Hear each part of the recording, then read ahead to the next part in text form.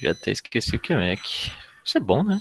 Tipo, de alguma maneira, ficar em casa fez mudar alguns hábitos, né?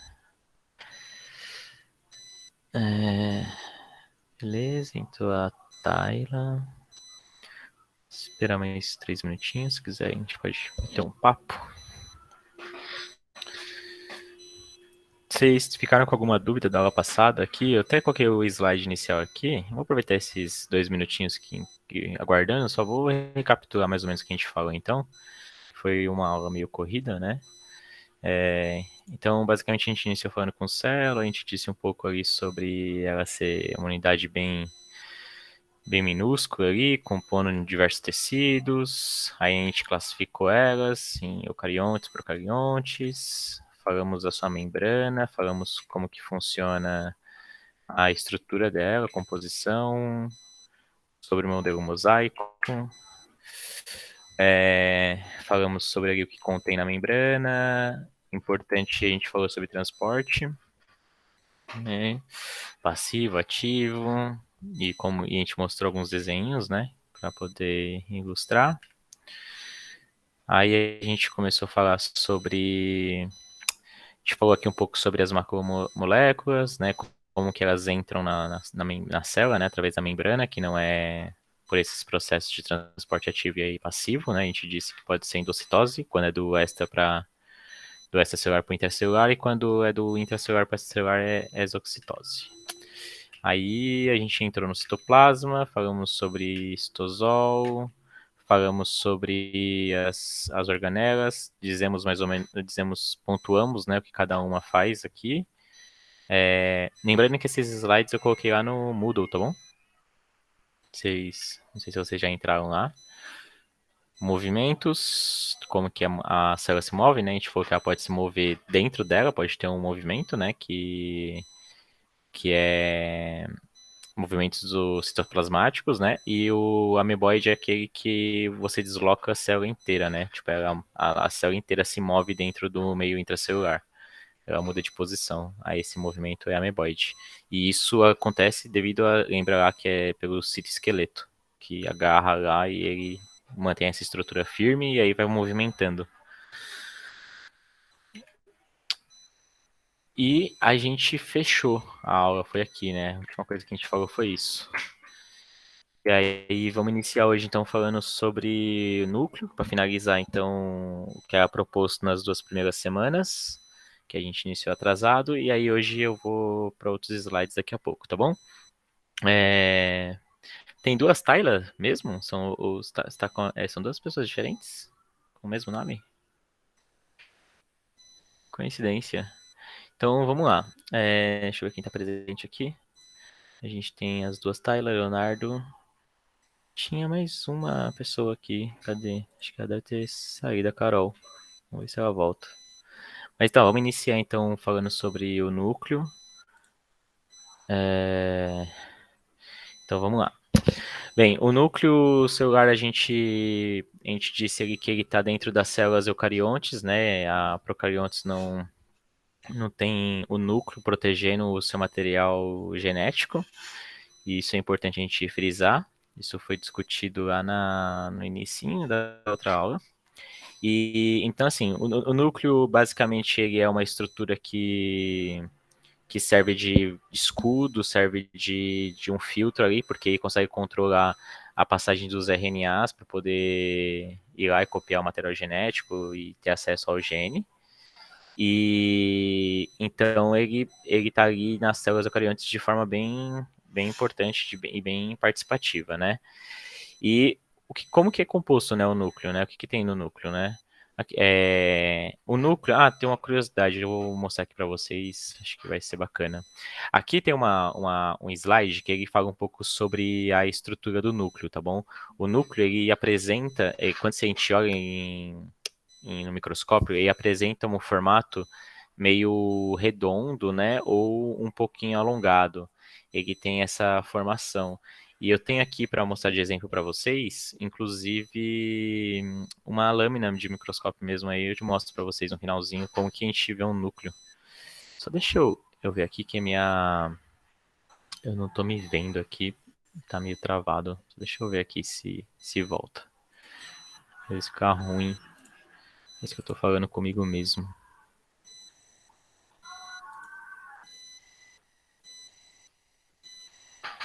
Aí, calma aí.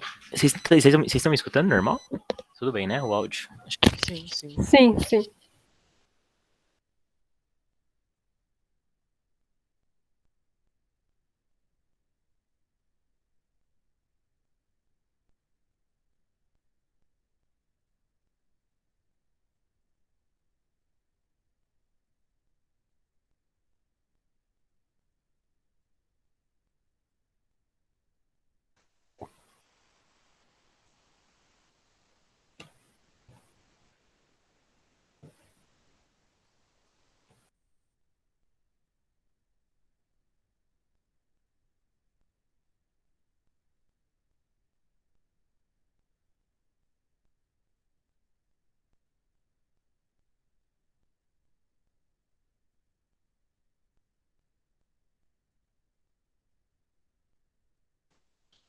Seu áudio está fechado.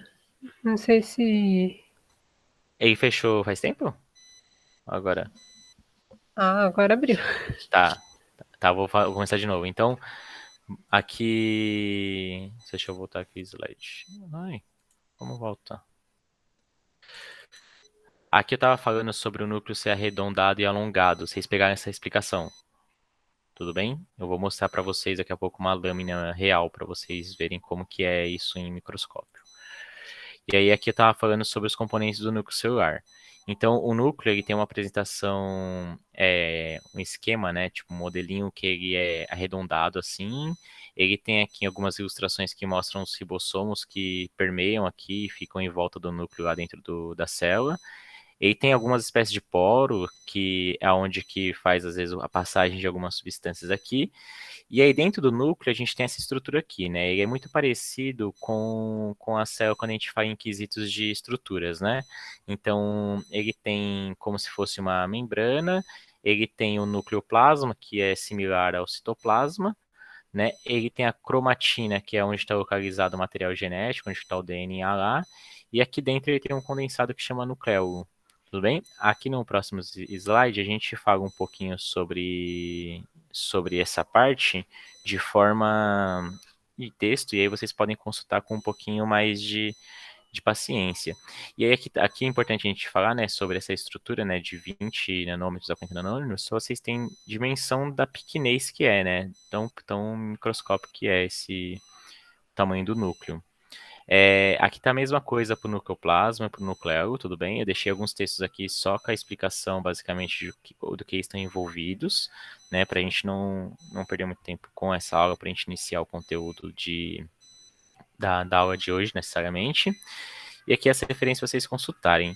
Agora, vou mostrar para vocês rapidinho um núcleo para vocês verem aqui como que é em formato microscópico ele. Um minutinho aqui que eu já deixei até meio pronto.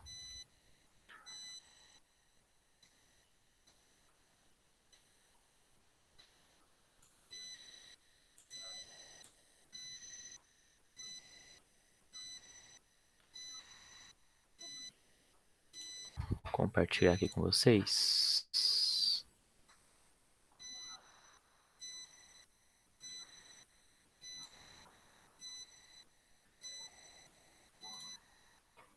Todos estão vendo minha tela compartilhada?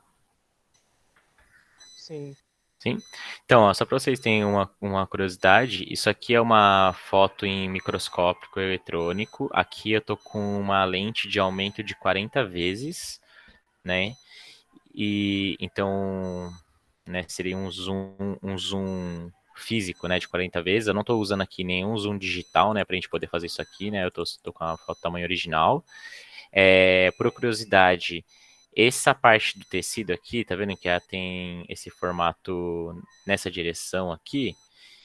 Isso aqui é um tecido muscular cardíaco, tá bom? É um coração de um rato que a gente coletou e fez essa lâmina de histologia aqui.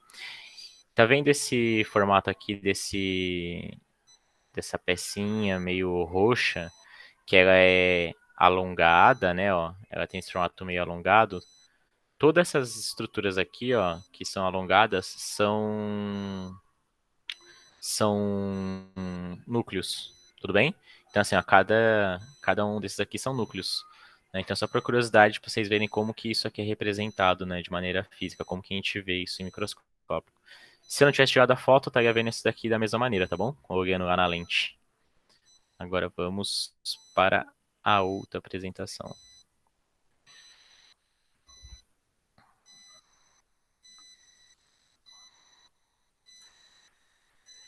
Alguém ficou com alguma dúvida na parte de organelas, de como funciona ali o citoplasma, né? Que todas as estruturas, todo mundo tranquilo frente a isso.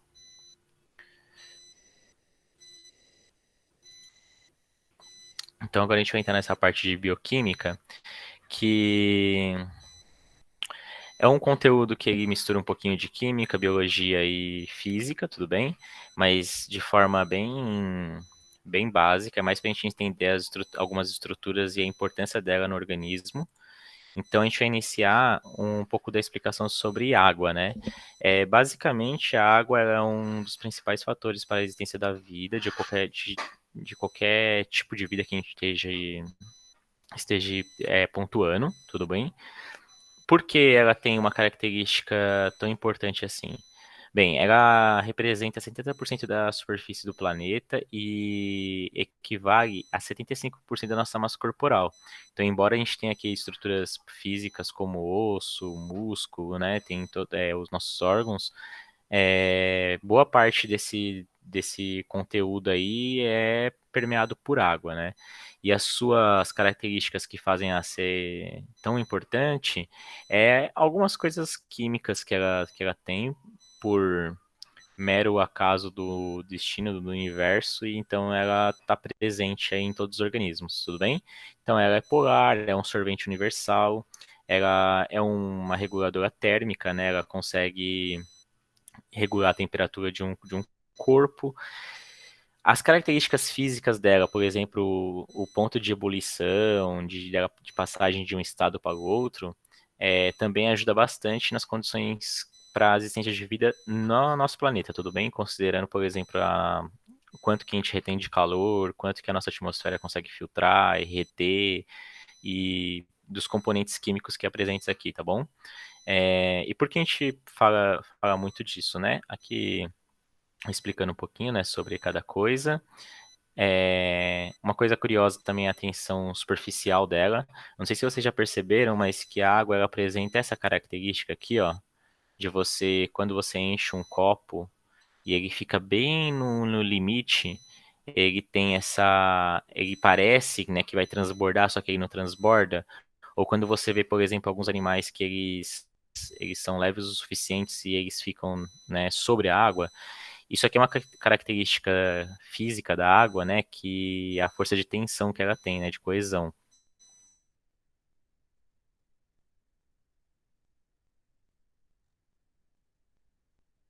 Porque isso aqui ajuda o contato da água em algumas estruturas. Então, a maneira que, por exemplo, os líquidos fluem em nosso organismo funciona tão bem e tão perfeito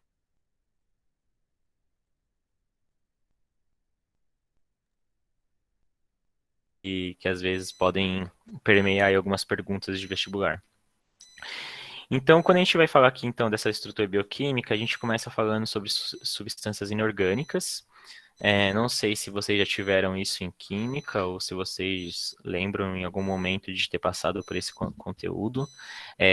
Mas o que é um composto inorgânico, né? O que seria isso? Uma substância inorgânica, ela é uma substância química que ela tem algumas combinações, né? Que é de dois ou mais. E esses compostos, eles são provenientes de minerais, tudo bem? E eles não vêm de organismos vivos no sentido que organismos vivos não produzem, né? As matérias orgânicas também não, tipo fruta ou um vegetal, tá bom? Ele deriva, então, de minerais. Então, vai ser o cálcio que vai estar presente numa areia, vai ser o potássio que vai estar presente em alguma rocha, vai ser ferro, e enfim, vai ter várias estruturas inorgânicas aí espalhadas pela nossa tabela periódica aí, e combinadas, tornando outros elementos que são de fundamental importância aí para a existência do que a gente conhece hoje como mecanismos biomoleculares, tá bom? Então, esses sais minerais aqui, né, que tá no grupo das substâncias inorgânicas, eles são necessários ao corpo, né, por serem responsáveis pelo funcionamento do metabolismo. Então, aqui, quando a gente fala metabolismo, é a geração de energia da célula e do nosso organismo. Os minerais estão profundamente envolvidos, né, a gente tem a bomba só de potássio, a gente tem algumas estruturas químicas para que haja contração, haja a utilização do ATP ali para a produção de energia, contração muscular, por exemplo, tem presente, né, os sais. Então ele está envolvido em vários funcionamentos, né, do organismo, principalmente metabolismo, tá bom? Algum desses minerais também está envolvido em combate a algumas doenças e ajuda na cicatrização. Alguns, inclusive, está na formação da nossa estrutura, né? E eu vou falar um pouquinho mais à frente disso. Então, aqui, os sais minerais também podem ser fornecidos como nutrientes, né? A gente tem o sódio, potássio, cálcio, ferro, por exemplo, né? Eles são presentes em alguma dessas frutas ou substâncias que a gente pode encontrar, né? De forma que, por exemplo, esses vegetais, eles extraem, né, esses minerais como substrato da terra, da água ali, para poder conduzir até a sua estrutura e posteriormente, né, quando a gente consome, a gente também está adquirindo esses nutrientes na alimentação. Onde estão, né, esses sais minerais espalhados pelo nosso corpo principalmente, né, quando a gente fala de biologia? Aqui estão alguns dos principais sais minerais, né? Cálcio. Cálcio, ele tem qual é a importância dele, primeiramente, né? Ele está envolvido ali na estrutura do esqueleto, nosso dente, no sangue também tem estruturas de cálcio. O que causa essa deficiência, né? Uma má ingestão de cálcio, o que leva? Leva a raquitismo, cárie, né? Seu dente ele não fica saudável o suficiente, né? Ele se permite ter alguma infiltração, algum gasto, né? Daquela estrutura, e aí você pode ter alguma manifestação de colônia de bactérias, né? Ou similar. Principais fontes: carnes e laticínios, né? A gente encontra bastante cálcio. Cloro e sódio, né? Está composto no nosso sangue e nosso sistema linfático. Falta de cloro e sódio, fadiga muscular, desidratação. A maioria desses componentes isotônicos que a gente tem no mercado, como Gatorade, inclusive até refrigerante, eles são muito ricos em sódio. Se você pegar uma latinha aí de refrigerante ou você pegar um rótulo com na casa de vocês, dá uma olhadinha no sódio. Vocês vão ver que ele é bem alto nessas estruturas, nesses produtos. E a coincidência, né? Vamos trazer aqui para um conhecimento do dia a dia. Fadiga muscular e desidratação, né? E então, quando a gente tem a falta de sódio, a gente vai provavelmente ter esse fator aqui.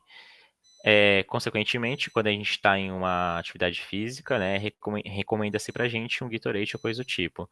O refrigerante faria o mesmo papel, tudo bem? Porque também contém o sódio. A única diferença é que o refrigerante tem alguns compostos aí que deixam a bebida um pouco mais tóxica para o organismo do que um Gatorade, mas é o mesmo princípio, né, de você conter, por exemplo, uma desidratação e uma fadiga muscular, você consumir um refrigerante. Não sei se vocês já tiveram essa experiência, né, de você estar fazendo uma atividade muito, muito longa, e você sentir uma fadiga. Às vezes, não necessariamente água mata sede. Às vezes você toma um refrigerante e você consegue ter essa saciação, né, de sede. Isso deriva porque justamente o sódio ele vai estar um teor mais alto, e aí a sua desidratação vai ser contida porque você vai repor mais rápido esses sais minerais do que propriamente na água. Tudo bem? Só um fator aí de vocês associarem com o dia a dia. lugares que estão presentes, né? Principalmente sal, né? Por causa do sódio e como além da carne vindo do próprio alimento, né? A gente sempre utiliza, né? Carnes com algum tipo de condimento, né? Que carrega sal também. E a gente deixa o alimento cada vez mais carregado de sódio. O fósforo, né? O fósforo está ligado à reprodução em nosso esqueleto. Ele gera uma má calcificação quando a gente tem baixo fósforo. Lugares: peixes, verduras, cereais. Potássio constitui nossa célula. Falta de potássio, desequilíbrio celular e cãibras, né? Ou pode, na verdade, a cãibra aqui está causando porque a falta de potássio vai fazer com que haja uma contração e você não consiga despolarizar necessariamente ali o sarcômero, e aí você não consegue, né, conter a contração muscular, por isso que você tem cãibra. Novamente, carne, leites e frutas. Aqui a gente tem o flúor, o ferro e o iodo, né? Não vou ficar falando todos porque dá para todo mundo ler aqui depois. Um interessante aqui é o ferro, né? Que está presente na hemoglobina. Vocês já tiveram contato com sangue e colocaram na boca, por exemplo, uma gotinha de sangue? Vocês já experimentaram, né? Sentir o gosto de sangue? Geralmente a gente faz isso quando a gente é criança, né? Não sei se vocês têm essa experiência. Manda no chat aí se vocês se recordam disso. Provavelmente, se.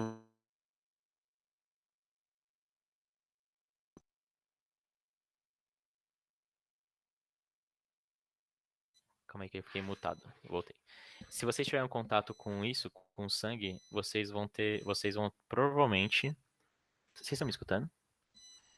Que aqui no. Sim. É, se vocês tiverem contato com sangue, vocês vão ter uma leve semelhança com gosto de ferro, né? De tipo, ou um cheiro parecido com ferrugem ou algo do tipo. E se vocês tiverem essa experiência, né, é por conta disso, tá bom? É por conta que a molécula de ferro, ela tá altamente composta ali na nosso sangue através da hemoglobina. Por isso que a gente tem essa semelhança no gosto, no cheiro, ou alguma coisa ali, algum sentido que você está utilizando para detectar aquilo, ele traz essa semelhança. Agora falando de outros componentes inorgânicos que são vitaminas. As vitaminas, da mesma maneira que elas estão. A gente tem que adquirir ela através da alimentação, né? A gente não produz, né? A gente necessariamente precisa trazer de fonte externa. Ela também é fundamental para a vida, tá bom? Para a existência da vida e que a gente consiga manter o organismo funcionando de maneira adequada. Quais são as principais vitaminas, né? E onde que elas estão envolvidas, né? O que causa também a sua redução. Então aqui a gente tem a vitamina A, que ela pode causar problemas de visão, função dela, né? A combate radicais livres e ajuda também a produzir pigmento para retina. Então, ela quase que se vocês olharem, né? Não vou ficar lendo uma a uma, mas se vocês depois olharem, vocês vão notar que grande parte das funções, né, que esses subprodutos aqui estão envolvidos, eles dependem de que a célula, né, utilize aí como matéria-prima. Então, aqui novamente a gente consegue ressaltar a importância das organelas, de como funciona, né, toda aquela estrutura. Então, lembra que uma das funções da membrana também é conseguir captar sinais, né? Sinais do que precisa. Então imagina então aqui quando a gente lê aqui, ó, por exemplo, pigmentos da retina, né? As células que estão localizadas ali na sua retina, provavelmente quando elas notam a necessidade de fortalecer o seu sistema, né, de filtrar, por exemplo, luz solar ou melhorar, por exemplo, a sua visão, né? Você tem que amadurecer ali algumas células para que isso ocorra. Você vai ter então sinalizações na membrana desses órgãos que vai, por exemplo, solicitar ali, né? Tipo, ó, a gente precisa de vitamina A. E aí, conforme essa vitamina A está circulante no seu sistema, essas células captam, né, a vitamina A como a sua fonte de sua matéria-prima para poder conseguir produzir o que ela precisa produzir. Tudo bem? Então, assim, basicamente assim que funciona, né? O transporte dessas substâncias do nosso organismo para dentro da célula. E, e aí a importância, né, de conhecer o envolvimento de cada vitamina dessa no organismo é porque em algumas questões que elas utilizam uma narrativa, que ela utiliza algum texto introdutório no qual ela te tenta trazer uma, um cenário para você imaginar a aplicação daquele conteúdo, geralmente pode vir acompanhada de uma vitamina, um sal mineral, né? E como que eles se relacionam ali naquele contexto. Tudo bem? Então aqui tem a Vita falando sobre o complexo B também, né? A B1, B12. E, e por fim, a gente começa a entrar então em substâncias orgânicas. Até aqui, alguém está com alguma dúvida sobre a importância das vitaminas, sobre minerais, sobre como adquirir eles? Tem alguma dúvida sobre isso? Tipo, alguma dúvida, até essas dúvidas do tipo, por que que a gente precisa saber disso, né? Ou qual que é a importância de ter isso no conteúdo? Todo mundo tranquilo em relação a isso? Que aí eu prossigo então. Não, beleza. Ninguém se manifestou no chat, então vamos lá. Então, substâncias orgânicas. O que diferencia a substância orgânica da inorgânica? Como que a gente usa um esqueminha aí para ser bem simples? Formadas por elemento de carbono, tá bom? Substâncias orgânicas têm carbono na sua composição. Então vocês vão lembrar aí em qualquer desenho que vocês tiverem acesso daquela estrutura química, básica, né? Por exemplo, quando você vê um H2O, né? Quando você vê um CO2, vocês vão notar aí que tem uma ligação de carbono, o Czinho, né? Que faz 4 ligações. E então as substâncias orgânicas têm esse composto, tá bom? Tem o carbono. O que a gente conhece, né, de substâncias orgânicas? 19 milhões de compostos são conhecidos até hoje, tudo bem? Existe uma área, né, da química, que é a química orgânica, que é uma especialização, tem mestrado, doutorado, tem toda uma linha de pesquisa, linha de estudo somente para estudar isso aqui, somente para estudar substâncias orgânicas, de tão grande que é essa área, né? Então a gente tem aí diversos compostos, mais de 19 milhões, e a gente vai falar sobre os principais, né? O três macro substâncias importantes aí para a gente no conteúdo de biologia. O primeiro deles, carboidrato. A gente escuta bastante falar sobre carboidrato, né? Existem aí diversos coaches, diversos blogueiros que fazem dieta low carb, isso é bem em voga no nosso cenário atual, vê presente na TV, se fala muito desse termo, só que não explica muito bem o que, que ele faz, né, para que ele serve, né, e qual a importância dele no nosso dia a dia, né. Então vamos lá, ó. O carboidrato, eles estão presentes na nossa dieta, assim, mesmo que a gente faça essas dietas low carb, fica bem restrito mesmo, porque ele está presente em diversos tipos de produtos, principalmente quando a gente industrializa eles, porque quando na industrialização a gente tem a presença do carboidrato de forma quase unânime, né, nos produtos aí no mercado. Ele é a principal fonte de energia, tá bom, do nosso organismo. Nosso organismo utiliza energia do carboidrato quase que na sua unanimidade. É claro que tem outras fontes, mas é muito alto mesmo o consumo de carboidrato. Recomenda-se, né? Isso recomendação de organizações mundiais, que a nossa dieta, né, diária, nossas calorias que a gente consome diariamente, o carboidrato represente numa faixa de 45 a 65% de calorias, tá bom? Então, assim, vai a pergunta: dieta low carb faz sentido? Ó, A gente tem organizações mundiais da saúde que dizem que a gente tem que consumir minimamente 45%, né? Então, assim, o que que seria tolerável, né?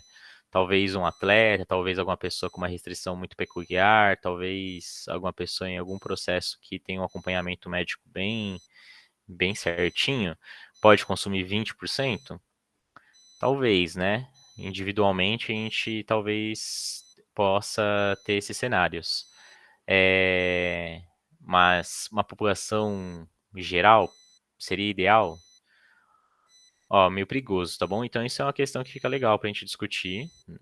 Depois, se vocês tiverem alguma coisa, alguma opinião sobre também é legal, a gente pode bater um papo sobre isso, porque esses conhecimentos geralmente são abordados em redação, em estruturas do tipo, tá bom? Carboidrato, ele é um composto, como é um composto orgânico, né? Ele tem a presença de carbono, né? Então, no caso do carboidrato, ele tem carbono, hidrogênio e oxigênio, e isso faz com que o número de moléculas envolvidas nele, né? O número de carbono, o número de hidrogênio e o número de oxigênio, conforme ela é metabolizada pelo nosso corpo, ela represente uma taxa de conversão de processos químicos versus produção de energia que é muito mais compensadora do que outras fontes de energia. Tudo bem? Não sei se isso vocês conseguem ficar claro para vocês isso. Então vamos lá. A sua célula precisa de energia. Ela precisa produzir energia para que haja qualquer tipo de movimento. E quando eu falo movimento, eu falo tudo mesmo, desde o batimento cardíaco, desde um funcionamento celular, desde uma movimentação muscular, tudo. Tudo precisa de energia para funcionar. E aqui eu estou dizendo para vocês que o carboidrato ele é uma estrutura, é uma macromolécula que é a que mais compensa a conversão energética, ou seja, o gasto de energia que o seu corpo tem para poder fazer as quebras químicas para poder gerar energia é o que mais compensa, né? Então é exatamente isso. O seu corpo gasta energia para produzir mais energia. Então, para que isso faça sentido, ele tem que gastar menos e produzir mais.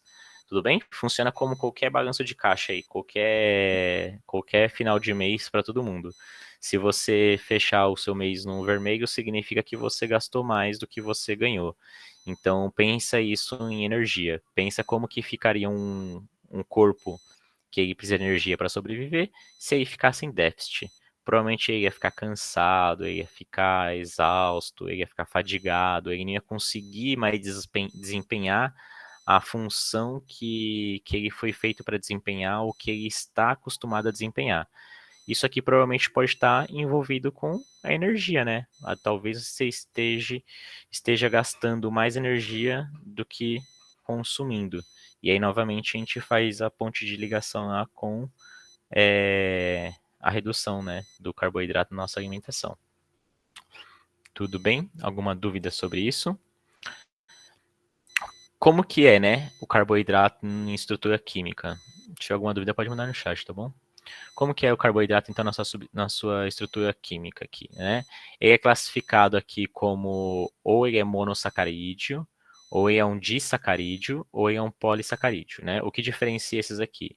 Monossacarídeo é formado por uma cadeia de carbonos, basicamente, uma cadeia de carbonos, né?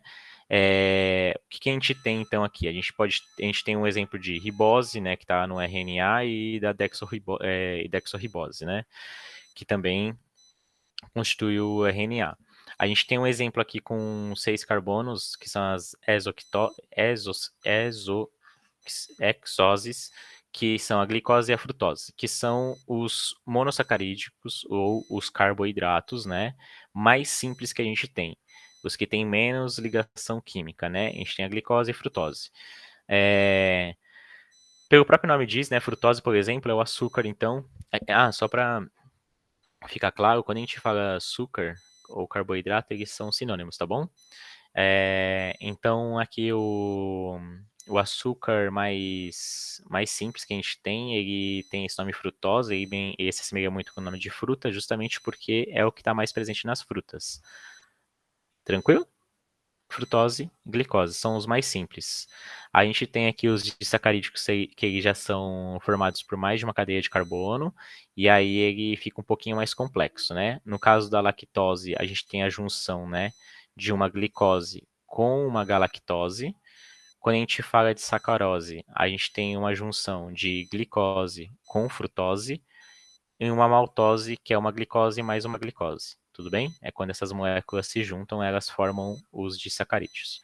E os polissacarídeos são o que são um pouquinho mais complexos, né? Eles podem ter inúmeras cadeias de carbono. Principais exemplos: amido, que está presente nos vegetais, ou o glicogênio, que está presente nos animais. Tudo bem? O que é interessante a gente saber disso aqui? É interessante a gente saber disso aqui que quanto maior a sua estrutura, quanto maior o número de ligações químicas que tiver, mais energia, né, se gasta para poder quebrar isso aqui. Proporcionalmente também gera mais energia. E o fato disso aqui ser maior, né, se torna mais lento as quebras, tudo bem? Então, a digestão dos mais numerosos, né, em cadeias de carbono, é mais lenta. Então, quando a gente consome um amido, né, ou, por exemplo, ali uma estrutura dos animais, né, de forma de glicogênio, que está presente na nossa alimentação, ela vai demorar mais para o nosso organismo digerir do que essas de forma mais simples. Então, por isso que quando a gente come uma fruta, por exemplo, que tem frutose, a gente gera energia por um curto espaço de tempo e a gente começa a sentir manifestar uma nova fome ou vontade de comer, né, mais breve do que se a gente tivesse feito uma refeição mais robusta, uma refeição onde tem mais componentes, né, com cadeias maiores. Tudo bem? Isso aqui então a gente entende algumas aplicações, né, de conhecer a estrutura dessas macromoléculas. Segunda macromolécula que a gente aborda no conteúdo são os lipídios, né? Os lipídios, eles são conhecidos como as gorduras, tudo bem? Onde está presente, né, de forma mais natural? Ela pode estar presente em alguns óleos, grãos, né, oleaginosos, por exemplo, castanhas, tem bastante lipídio, tem bastante gordura. Principais frutas que tem gordura, né, abacate, é uma que tem bastante gordura, e alguns exemplos da azeitona. A azeitona também dá para extrair o óleo, né, o azeite de oliva, que é o seu lipídio em uma forma de consumo diferente, tá bom? Os lipídios, então, aí, como eu disse, são gorduras. Eles são uma associação, né, de ácidos graxos, né, uma estrutura química com uma molécula de álcool. E aí essa cadeia também, né, contém carbono, contém oxigênio, contém hidrogênio também. De uma forma similar ao carboidrato, a sua estrutura tem também uma formação que é bem parecida com o carboidrato, com a grande diferença que é composta por mais elementos, ela tem mais elementos na sua estrutura. Consequentemente, por ela ter mais elementos, ela também produz energia quando é quebrada, né?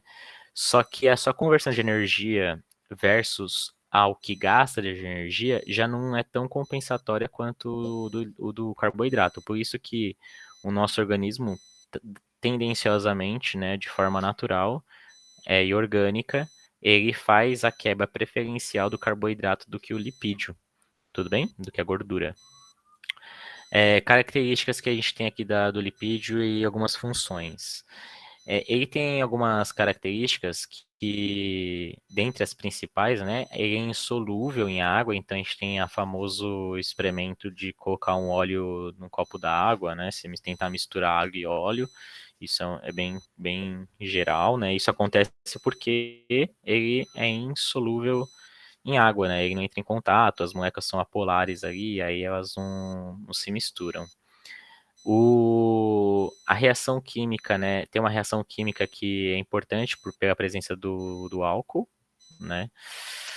Ele é solúvel em alguns solventes orgânicos, então tem algumas maneiras de deixar ele misturado com outro meio, e esses meios, né, geralmente são meios orgânicos, e aí a gente consegue fazer as misturas. Eles são classificados em grandes grupos, né, ou óleo ou gordura, né, então o lipídio ele vai se classificar em óleo ou gordura, e o que muda, né, de um para o outro? Muda que uma substância ela está insaturada, que não é, é o caso dos óleos, e a outra substância está saturada. E como que a gente observa isso no dia a dia? A gente observa isso no dia a dia, vou botar nesse slide aqui primeiro, a gente observa no dia a dia essa característica através da temperatura ambiente e como que ela influencia em algumas combinações químicas.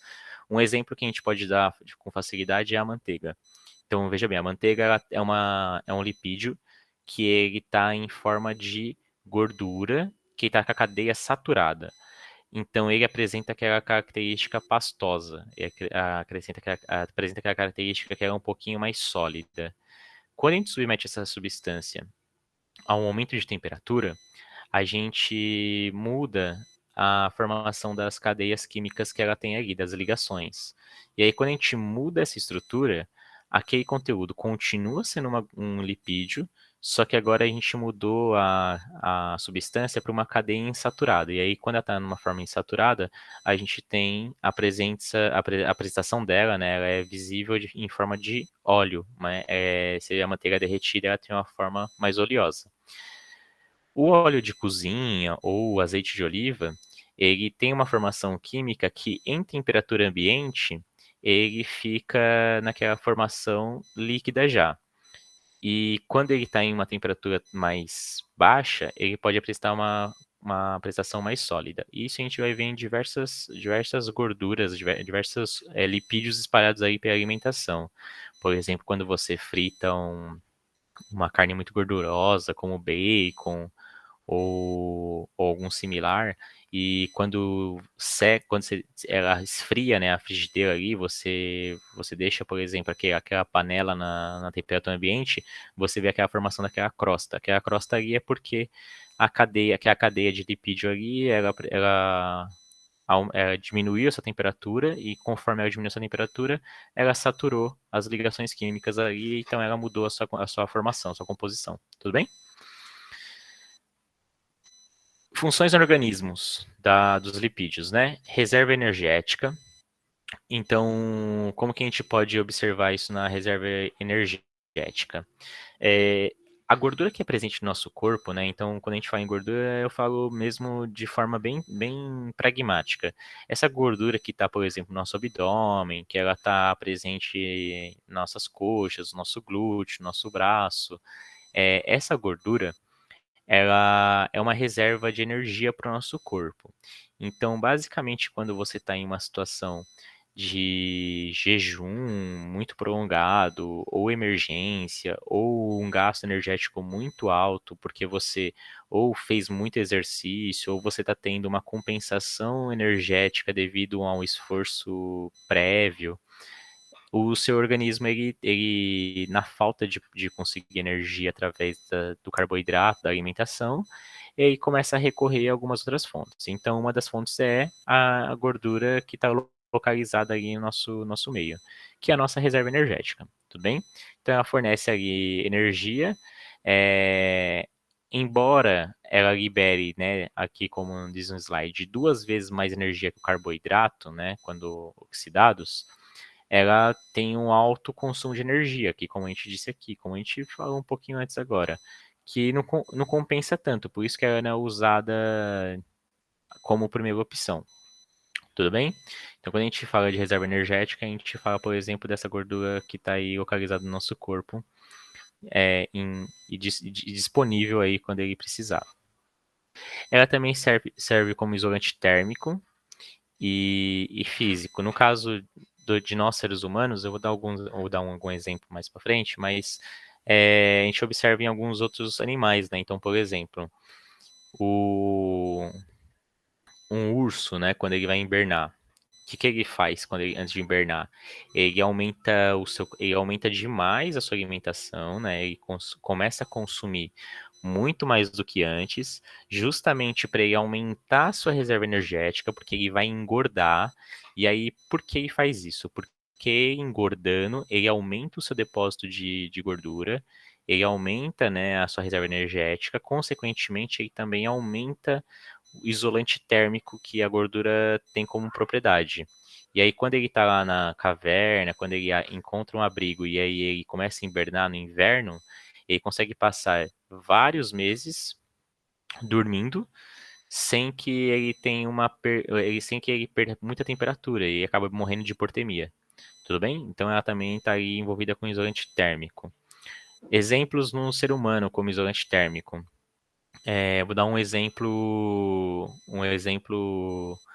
olímpico, inclusive, que a gente consegue observar, inclusive, associando com os jogos.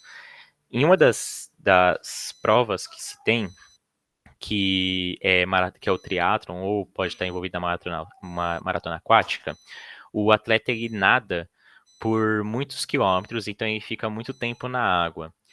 Alguma dessas regiões que eles nadam, a temperatura da água é muito baixa. Então, mesmo que eles utilizem alguns trajes para poder tentar evitar a troca de calor com o meio e eles perderem muita temperatura, eles geralmente, antes alguns dias que antecedem, ou até mesmo semanas que antecedem a prova, eles aumentam a ingestão calórica deles para eles engordar propositalmente, porque geralmente numa prova dessa eles perdem 5, 10 quilos, né, dependendo do tempo do tempo de prova e do tempo do esforço físico deles. Então, assim, tudo bem, né, eles ganharem 4, 6 quilos que antecedem a prova, porque justamente esse peso a mais que eles aumentaram, derivado de uma reserva energética que está em forma de lipídio, em forma de gordura localizada, ajuda a eles a perderem menos temperatura quando eles estão nadando. E isso é importantíssimo para eles conseguirem, às vezes, finalizar uma prova, né? Então, uma das nossas observações da gordura como isolante térmico no nosso dia a dia pode ser o exemplo de um atleta de aquático aí, principalmente nado aberto, né, em mar. Como a gente disse lá na aula de membrana, composição estrutural está presente na membrana plasmática, fundamental, né? E também ela ajuda na absorção de vitaminas. Ela ajuda no transporte das vitaminas, tudo bem? Ela se liga ali nas vitaminas, a molécula, ela ajuda a conduzir até a célula lá que está necessitando dessa vitamina. Aqui tem uma outra classificação que é importante, que a gente classificar o lipídio, né, em simples, complexos, né, ou derivados aqui, né. Os simples, eles são compostos mais simples mesmo, como o próprio nome diz, então essas gorduras que elas são mais simples, naturalmente também produzem menos energia e naturalmente né, são menores. As complexas, elas têm a mesma influência dos carboidratos, são estruturas mais longas, são cadeias mais complexas, quanto mais complexas, maior essa gordura, ela vai ser uma molécula maior, vai ocupar mais espaço no seu organismo, vai gerar mais energia quando quebrada, porém também vai precisar gastar mais energia para se quebrar. Tudo bem? Os derivados, que são algumas substâncias que elas interagem com a gordura, e aqui a gente tem, por fim, um desses compostos, né, que tem a gordura, que é bem importante ressaltar, que é o colesterol, né, que está muito presente no nosso dia a dia, a gente ouve falar muito sobre isso, e a gente também ouve falar sobre o bom colesterol e o mau colesterol. O que seria? Alguém tem uma ideia, antes de eu iniciar a explicação, alguém tem uma ideia do que seria o mau colesterol e o bom colesterol? Por que um é mau, por que o outro não é bom? Vocês conseguem ter uma explicação?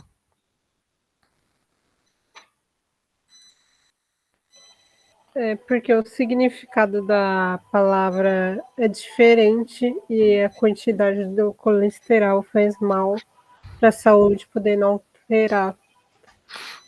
O significado ele muda mesmo. O que eles consideram como colesterol ruim é o LDL, né, que vem de low, né, tipo de ser baixo, né, numa tradução livre, e o HDL que é o high, né, tipo uma tradução de alto, né, que seria o colesterol bom, o colesterol bom, né. Então o low é o ruim e o high é o bom. Mas você sabe dizer por que o LDL é ruim, assim? Porque low, né? Tipo assim, por que essa palavrinha aí ela pode estar relacionado com ser ruim? Olha, não sei. A única coisa que eu lembro, assim, que eu estudei isso, que o professor falou que começa com H, porque H vem de homem, e o outro começa com mulher. Por Não, isso que é ruim. vamos mudar essa explicação aí, vamos mudar essa explicação. Importante a gente mudar isso aí.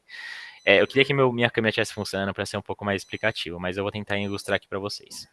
É, o colesterol, ele tá ali no nosso sangue, né? Ele é circulante, ele tá circulando na nossa corrente sanguínea. É, então ele tá o tempo inteiro passando e transitando no nosso organismo. E ele é fundamental, a existência dele, porque ele ajuda a transportar outras substâncias, tá bom? Algumas substâncias se ligam nele, ele ajuda a transportar, ele também faz um processo de limpeza ali nas suas artérias, né? O HDL, por exemplo, ele vai retirando, né, o colesterol ruim, né? Ele segura no colesterol ruim e consegue levar para outro lugar, ele consegue levar para o lugar que tem que ser metabolizado, que no caso até o fígado, tá bom? E por que o low ele é ruim e o high ele é bom? Porque imagina o seguinte, né? Imagina todo mundo tenta mentalizar mais ou menos. Tenta fazer um círculo com a mão, né?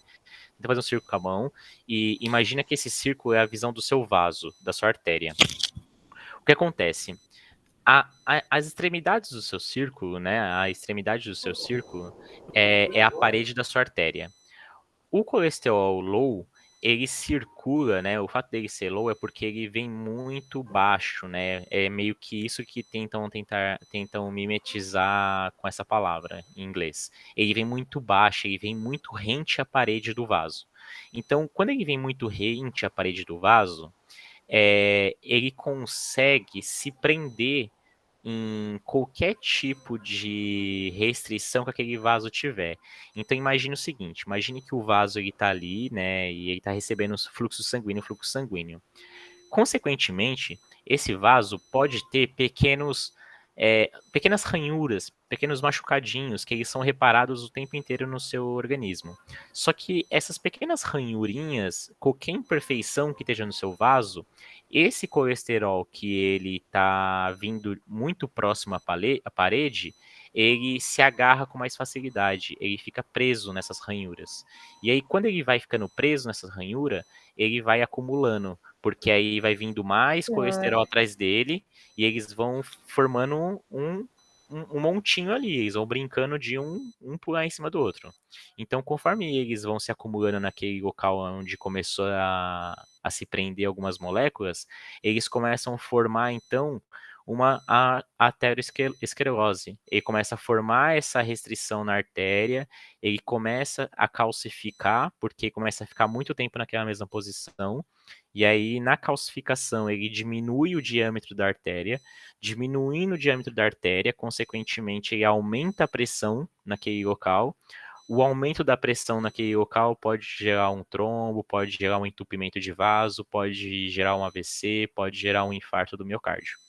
Conseguiram entender agora qual que é a importância da letra L de low? É porque vai circular ali sempre próximos às extremidades. Enquanto o HDR, o RAI, ele circula mais numa área que é um pouquinho mais fácil de condução, ele não fica esbarrando ali nas paredes, e aí, consequentemente, ele consegue passar de uma maneira mais limpa pelo organismo. E ele também, né, ele tem uma propriedade que ele consegue ajudar a retirar esse colesterol ruim, ele consegue desprender esse colesterol ruim que está ali no vaso e carregar para o fígado. Tudo bem? Conseguiu melhor do que a explicação de que H é de sim, homem? sim, muito melhor. É, bem, Eu fecho então aqui falando sobre o colesterol, que é um lipídio, né? É um lipídio, uma gordura. E aí a gente mantém em ordem nossas aulas, que a gente ficou atrasado uma semana. Falamos sobre células, sobre organelas e todas as estruturas que estão presentes ali, inclusive a membrana, como um grande foco. E falamos agora sobre os sais minerais, os sais minerais e as vitaminas, que são compostos inorgânicos, e dos compostos orgânicos principais para o funcionamento do nosso organismo, que está entre carboidrato e lipídio. Também tem proteína. Proteína a gente fala mais pra frente, porque ela entra em outro conteúdo e a gente associa os dois numa aula só. Tá bom? Então, principais substâncias inorgânicas, vitaminas, sais minerais. Principais substâncias orgânicas, presença de carbono, carboidrato e lipídio e proteína, tá bom? E cada um com as suas devidas explicações. Eu vou deixar o slide também lá no Moodle para vocês baixem lá e vocês conseguem consultar o texto com um pouquinho mais de facilidade. E eu Vai acho que é colocar isso. no Drive? Desculpa. Ah, sim, também tem o Drive, né? Eu coloco no Drive também, coloco no Drive. Obrigada. Alguém ficou com alguma dúvida? Alguém tem alguma pergunta? Se quiser aproveitar esses 2 minutos, pode ficar à vontade. A parte de alimentação, dieta. Professora da próxima aula tá aí? Ou professor?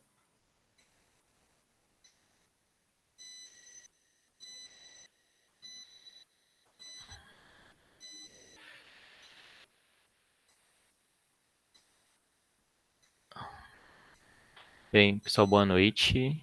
Deixo aqui a aula o próximo professor e já tô postando lá no Drive, tá bom? Até mais para vocês.